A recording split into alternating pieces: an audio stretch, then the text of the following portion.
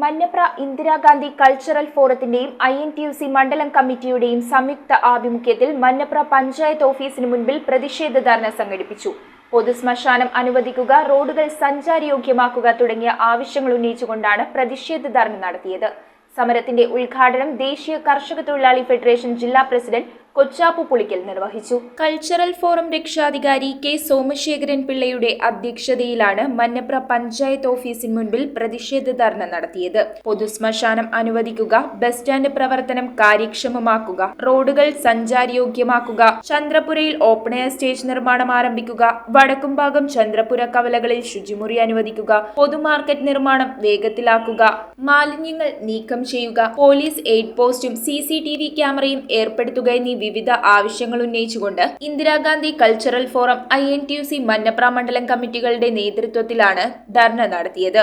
സമരത്തിന്റെ ഉദ്ഘാടനം ദേശീയ കർഷക തൊഴിലാളി ഫെഡറേഷൻ ജില്ലാ പ്രസിഡന്റ് കൊച്ചാപ്പു പുളിക്കൽ നിർവഹിച്ചു.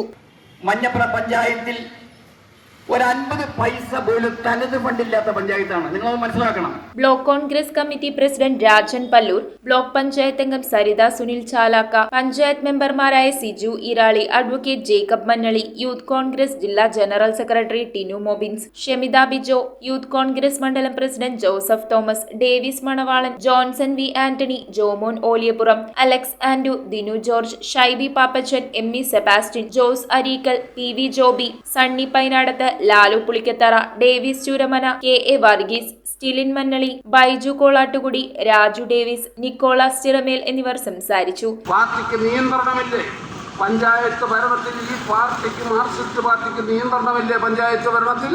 പഞ്ചായത്ത് ഭരണത്തിൽ ഒരു നിയന്ത്രണവും ഇന്ന് വരെ കാണാൻ കഴിയുന്നില്ല.